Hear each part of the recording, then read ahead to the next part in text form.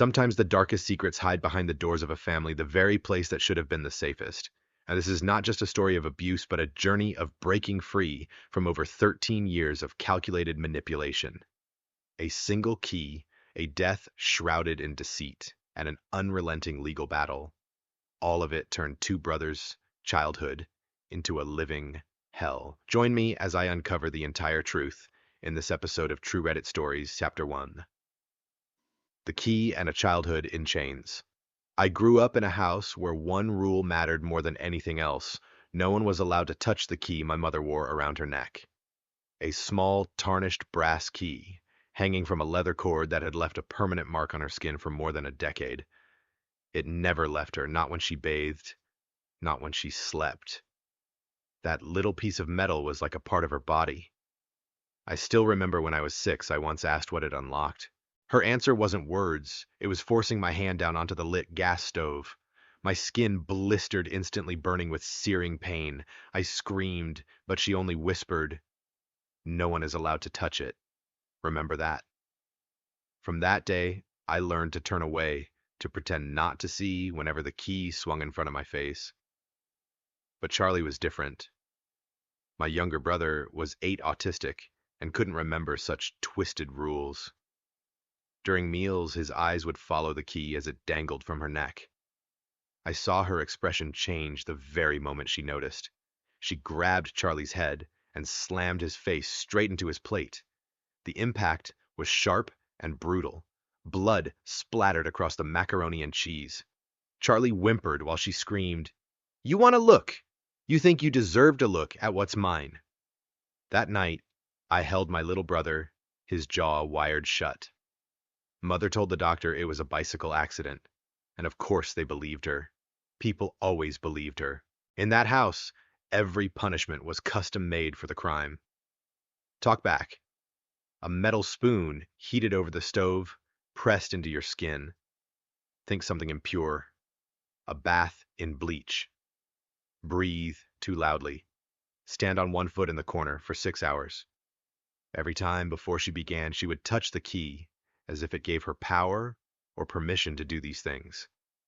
I grew used to living like someone walking on thin ice. Every step, every glance, every breath could trigger punishment.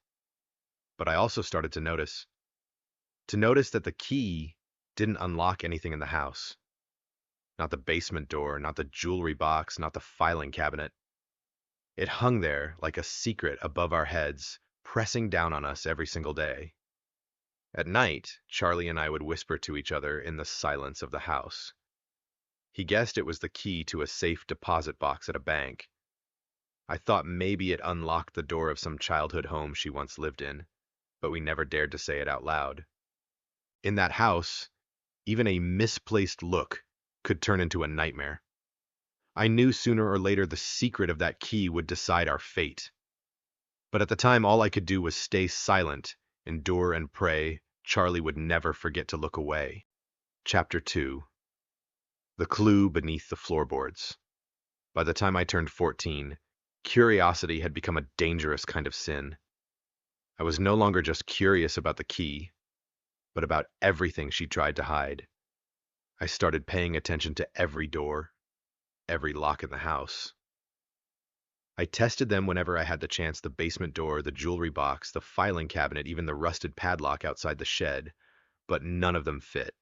That key seemed born only to torment my mind, always there, always present, but never belonging anywhere. Charlie still made his little guesses. He would whisper at night, "Maybe it opens a buried box or a safe underground." I only nodded, never admitting that I had started to believe the same.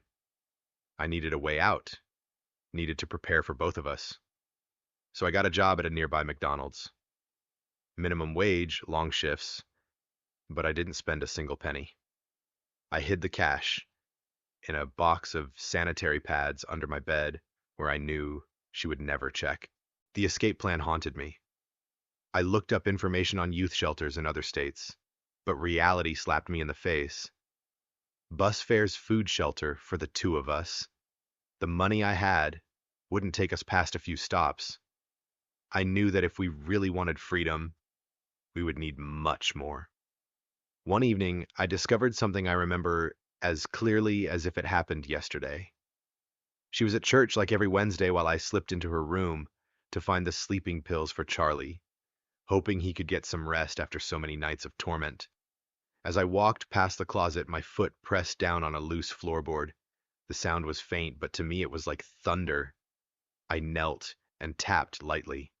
Hollow. A hollow floorboard, and right in the center was a keyhole. My heart pounded wildly. I knew I had found the place the key belonged, but I also knew she would never let me live in peace if she discovered I had found it. And just as I feared, my curiosity did not escape her notice. A few days later, I woke in darkness, my wrists bound tight with zip ties in the basement. For an entire week, she gave me nothing but stale bread and water. When I was finally released, she stood there smiling in that strange, twisted way. Curiosity only wastes your time, she whispered. Remember that. Those words echoed in my head for years, but they didn't kill my determination. In fact, they only made me understand one thing more clearly: that key was at the center of everything. And one day, somehow, I would uncover the truth it held. Chapter 3: The Night of the Drugging and Unlocking the Truth. After being locked in the basement, I knew I didn't have much time left. Sooner or later, she would find a reason to get rid of Charlie and me. I could see it in her eyes every time she looked at Charlie with that scorn, as if he were some defective object unworthy of existing. And then the day came when she announced she would be sending Charlie to a special facility. I overheard her phone call. She spoke about unmarked graves. My heart clenched. I understood. She wasn't planning to send Charlie anywhere. She was planning to bury him alive. I couldn't wait any longer. The plan had to begin that very night. For months, I had secretly taken her sleeping pills, ground them into powder, and hidden them in an empty container. That night, as usual, she drank vodka after she was done tormenting us. I sat at the bottom of the stairs, counting each swallow, my heart hammering so loud I thought it would burst from my chest. I had put in 20 pills. Too many, perhaps, but I couldn't afford any mistakes. She drifted in and out of consciousness before finally collapsing. I sat there staring at her chest rising and falling, making sure she wouldn't suddenly wake. It took me 5 whole minutes before I dared to gently slip the leather cord from her neck. The key, cold and heavy, finally rested in my hand. Charlie kept watch, his eyes wide, his breath trembling. I rushed straight to her room, to the loose floorboard. My hands shook so badly I nearly dropped the key. I slid it into the keyhole, turned it carefully. The soft click that followed was to me the sound of freedom itself. The board lifted, revealing a wooden compartment. Inside it were things I never could have imagined. Cash stacks of $100 bills bound tightly, nearly 30,000. Then folders. I opened them and froze. Birth certificates. But the names weren't Charlie and Ryan O'Reilly. They were Adam and James Henley, our real names. There were also death certificates for our parents. 2 names, 2 bodies, in the photographs from a car crash scene. My chest felt crushed as I stared. We weren't her children at all. We were her nephews. She was our father's sister who had stolen us after the accident. Digging deeper, I found a Glock pistol, fully loaded. Next to it were documents never filed, proof that she had never legally adopted us. She had been living off our father's survivor benefits for 9 years. I sat there, the gun in my hand, a fleeting thought flashing. I could end it all right here, right now. But then I looked at Charlie, saw him clutching the birth certificates, whispering our real names as if trying to carve them into his memory. And I knew we were not like her. We didn't kill to survive. I put the gun back, shoved the cash and documents into a backpack. We left the house at 3 in the morning, catching the first Greyhound bus to Seattle. I thought we had finally escaped, but I was wrong. What waited ahead was far more terrifying. Chapter 4: The Escape and the Blow from the Grave. The Greyhound bus sped through the night, while Charlie and I sat huddled in the back row, clutching the backpack stuffed with money and documents. I remember that moment vividly: the smell of old fabric seats, the flicker of yellow highway lights, and for the first time in my life, the feeling that we might actually be free. Charlie leaned against my shoulder, whispering the real names we had just discovered: Adam, James. I couldn't tell if he was trying to comfort me or himself. When we reached Seattle, we rented a tiny room in an old housing block. Cramped, shabby, but it was the first place we could call home, without trembling under her gaze. I still remember that day when Charlie bought a cheap pack of crackers and ate them with delight as if it were a grand feast. I thought the nightmare had ended there. But just a month later, the knock on the door changed everything. I opened it, and standing before me were two police officers. In their hands was a folder, and on the top page were the names I hadn't heard in 13 years: Adam and James Henley. They didn't need to say much. I already knew what had happened. She was dead. Not quietly, but by her own hand, with the Glock I had once held myself. And she had left behind a suicide note. In it, as I was told later, she blamed everything on us. She wrote that we were monstrous children, that we had ruined her life, driven her to her death. As the officer read those words, Charlie began to tremble, tapping his fingers against his thigh, in that familiar rhythm he always fell into when he was scared. Then he broke down crying, murmuring the old lullaby of our real mother, the one we remembered only through hazy fragments of memory. That sound froze the officers for a moment. It was a detail no one could have fabricated. I wish that had been enough to make them believe. But it wasn't. They looked at me with suspicion. To them, I was just a confused teenager dragging along an autistic brother, living under false names, connected to a woman who had just taken her own life. Every piece of evidence pointed against me.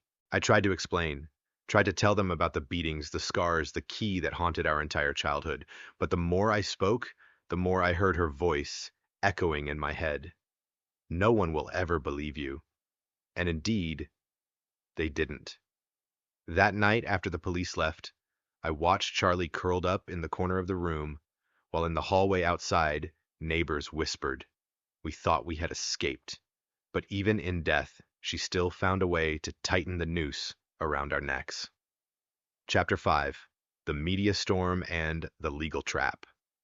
After her death, everything turned into a new nightmare. I had thought that once she was gone, we would finally be free. But she didn't die quietly. She died in tragedy and pulled us into one final trap. The news spread faster than I could have imagined. She was painted as a devoted mother heartbroken by two ungrateful children. On Facebook, tributes poured in. An angel has left us, a strong woman who sacrificed her life for her kids. And us, we were branded monsters, the unfilial children, cold and cruel, who hadn't even shown up at their mother's funeral. Neighbors in the housing block whispered every time I walked past. Someone even created an online discussion group, pulling up convenience store camera footage from the day after her death. In the video, Charlie and I smiled while buying groceries. To them, it was proof that we were celebrating her death. They didn't know it was just a fleeting smile the first time we had breathed without fear of being beaten. But the public only saw what was easy to swallow. And she had prepared too well. Medical records showed that she regularly took us to doctors for self-inflicted injuries. Doctors, nurses, therapists, everyone had heard the stories she planted in their minds for over a decade, that we were dangerous, violent, destructive by nature. Worse still, in her will, she stated we could only inherit if we completed a reconciliation treatment with a therapist, and that therapist was none other than her best friend, the one who had spent years twisting my psychological records, turning the anger of an abused child into delusions of wanting to kill his mother. Then Uncle appeared.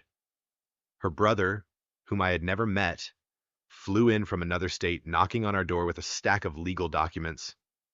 He spoke in a voice dripping with sympathy. I only want to take care of Charlie. I have a stable job, a proper home. He needs a better environment.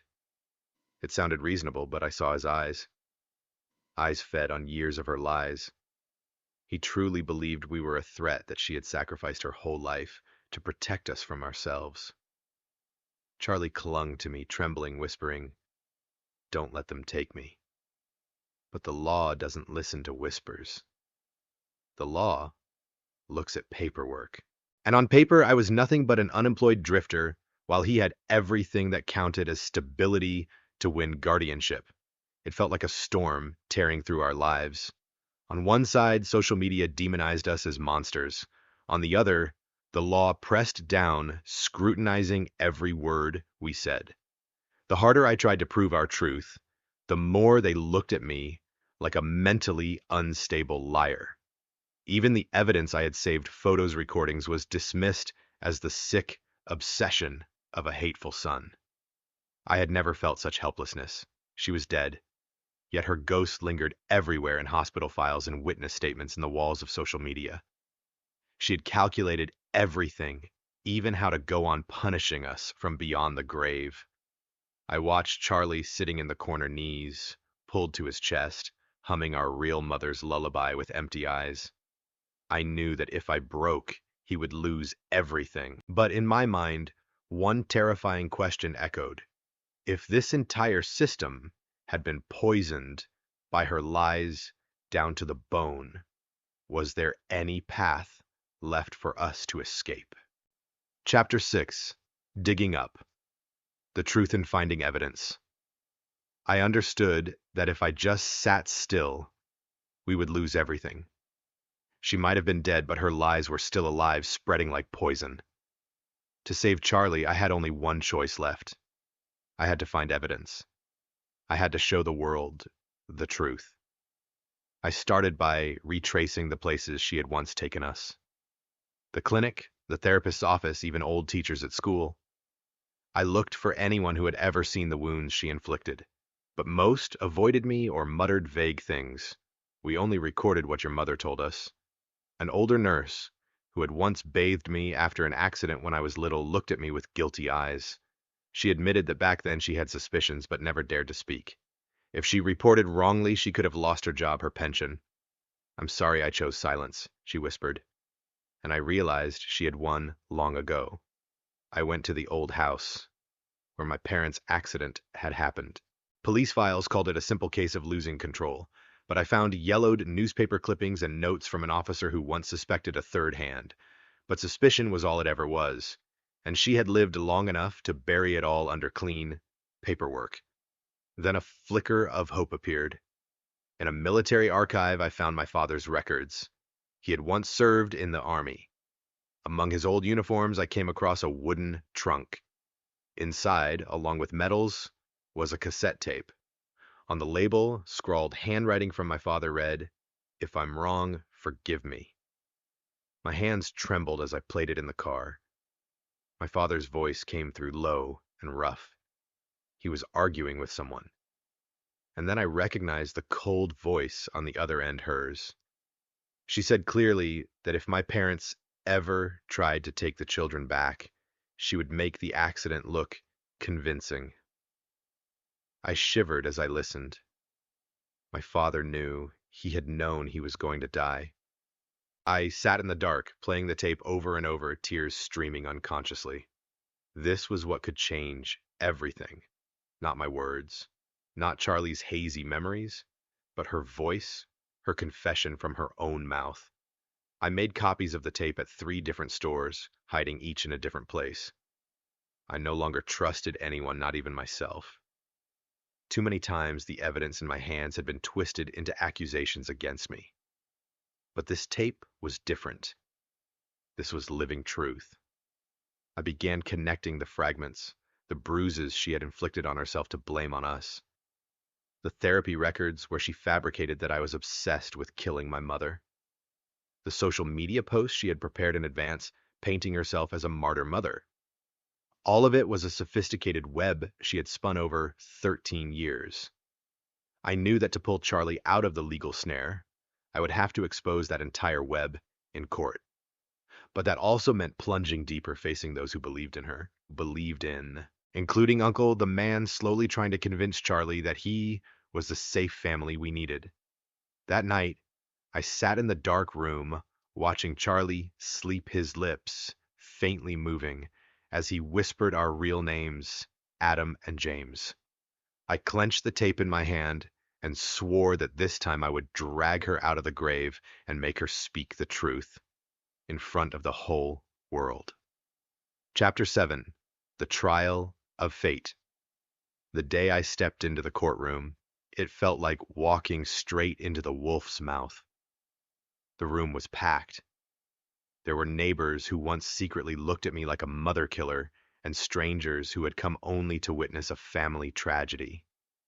Even though she was dead, her presence still filled every corner of that courtroom, as if the moment her name was spoken, she would walk in and seize control all over again. Charlie sat next to me, rocking gently, his hand tapping that familiar rhythm on his thigh. I gripped his hand tightly, whispering, "It's okay, we're not alone anymore." But inside I wasn't sure of anything. Across the room sat Uncle, neatly dressed, his face heavy with righteous concern. He looked at me as if I were the one who needed saving, and at Charlie like he was a poor child who had to be rescued from me. I wanted to scream at him that I was the one who had protected Charlie from 13 years of hell, but I knew screaming would only make everything worse. The trial began with testimonies about her. The therapist, her best friend, held a thick folder and read out evidence that I had once dreamed of killing her, had said I wished she would disappear. I bowed my head because it was true, but it was a twisted truth. They were the screams of a desperate child, not a murderer's plot. Yet in other ears it sounded exactly like a confession. Then it was my turn. The court-appointed lawyer said too little too flat. I practically stood on my own, recounting everything: the burns from the hot spoon, the nights being sprayed with water to keep me awake, the scars etched into my memory forever. I spoke of the key, the floorboard compartment, the documents proving we weren't her children. The courtroom buzzed. Half looked at me with suspicion, the other half with pity. I saw it clearly: to them I was nothing but a broken kid making up stories to escape blame. But then came my trump card. I opened my bag and took out the cassette tape. My heart pounded, terrified they would claim it was staged. I asked permission to play it. Static filled the room, and then my father's voice came through, shaking, furious. Then her voice followed, cold, calculating, describing in detail how she would turn a murder into an accident. The room froze. I looked at Uncle. His face had gone pale. Even his lawyer lost composure, scrambling to demand the court verify the tape's authenticity. Then came the next piece of evidence: her old psychiatric records. They documented delusions, hallucinations, her belief that she had to rescue her brother's children from an imaginary enemy. She hadn't just been cruel, she had been insane. I looked around the courtroom. Those who once swore she was an angel began to whisper uneasily. A few lowered their heads, avoiding my gaze. I realized that for the first time, the curtain of lies was tearing apart thread by thread. But victory didn't come easily. Uncle stood up, his voice breaking, saying he believed she had been ill, but that didn't change the fact that I had drugged her, taken her money, run away with Charlie. He said a child who did such things couldn't possibly be a stable guardian. The room went silent. Every eye turned to me. I squeezed Charlie's hand, took a deep breath.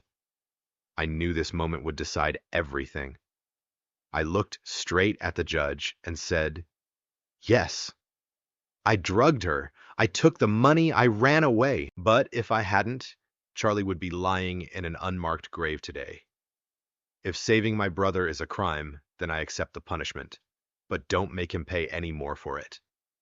The courtroom fell silent again. And in that moment, for the first time, I saw the judge's expression change. It was no longer just suspicion. It was genuine consideration.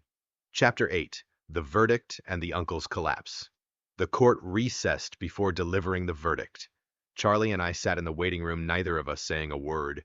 He rocked gently, his hand tapping rhythmically against his thigh, while I just stared at the table, imagining every worst-case scenario. I had dragged everything into the light. The tape, the psychiatric records, the truth of our identities, but I still wasn't sure if it would be enough to break through the lies she had planted for 13 years. When we returned to the courtroom, the atmosphere was different. The people who had once whispered and called us monsters now stayed silent, avoiding our eyes. Even Uncle no longer wore his self-righteous confidence. He sat slumped forward, gripping the edge of the table with both hands, looking like a man who had lost his bearings. The judge opened the file, his voice steady but heavy.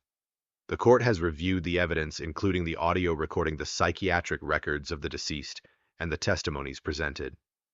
The court concludes that the woman believed to be the legal mother of these two children was in fact suffering from severe delusions and engaged in prolonged abuse.